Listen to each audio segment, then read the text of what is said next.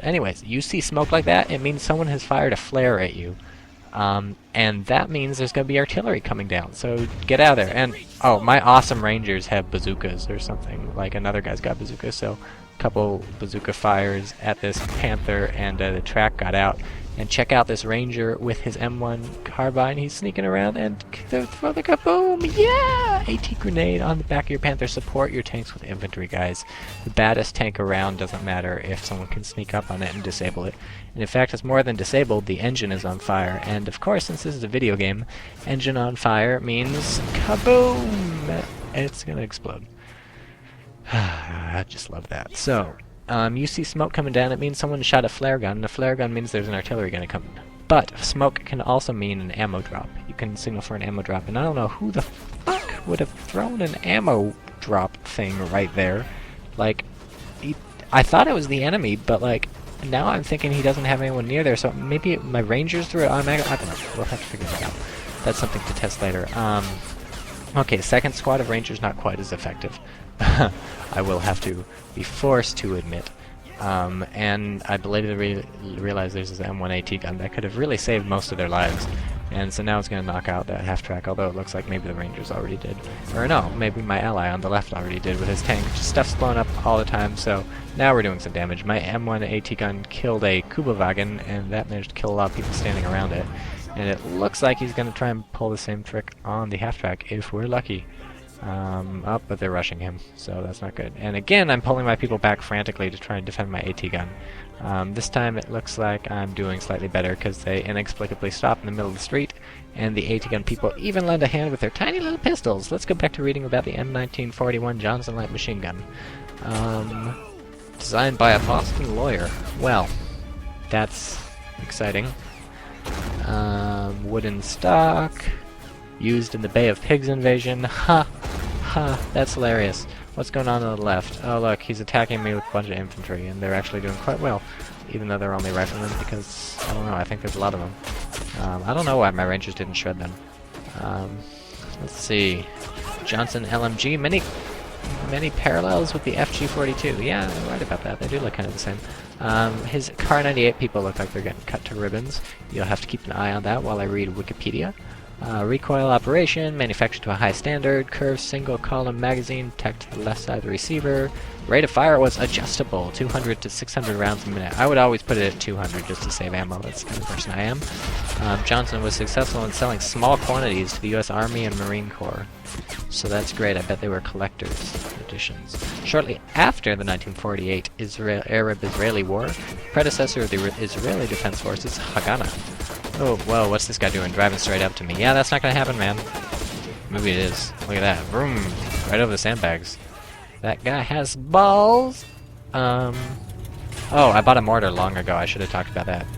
Draw your own conclusions. I'm really worried about this car, like, rickrolling my mortar, but, he didn't. And so, basically, at that point, I counted my blessings. I was like, well, I could chase this guy, but I don't want him to realize I have a mortar here and do some kamikaze stuff with the car, so... Yeah, what was I doing about the Israeli Defense Forces? Developed a close copy of the Johnson LMG. Oh, so Israel ripped us off. Amazing. Ernesto Che Guevara notably used a Johnson repeater in the Cuban Revolution. I'm not sure if that's what notably means, Wikipedia, but okay. Alright, it's a 30-06 Springfield round. 20-round magazine.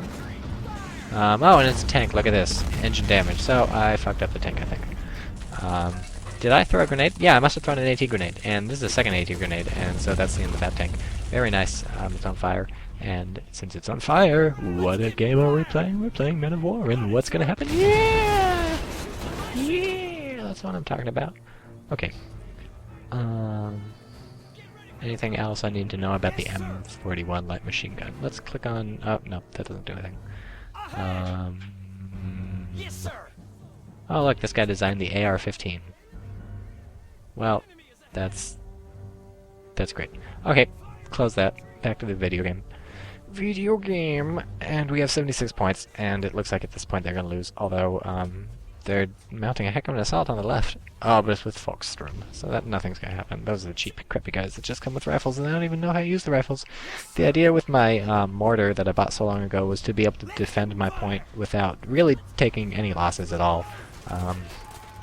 Yeah, don't drive straight up at us like this. That's really not going to happen. Even though you get extremely lucky that my AT gun wasn't deployed, I believe the Sherman Jumbo from the left managed to shoot it, or something like that. I don't know. So the idea behind the mortar was that I would be able to defend without taking any losses. I would just shell incoming infantry with the mortar and not have to worry about anything. And that would be very simple. There's not a lot of places to put the mortar if you want it close enough to do any damage, so really I just decided let's park it in the street and give it some sandbags. It's the best option. And now I'm moving forward to try and take this last point so we can really bum rush these guys. And also, of course, setting up a defense, because the best offense is good defense is good offense. Rangers, yeah. So once I start buying Rangers instead of assault infantry, things really start going my way. Like, Assault Squad, even more than Men of War, I would say, accentuates the importance of buying real infantry instead of the cheap stuff you get at Walmart.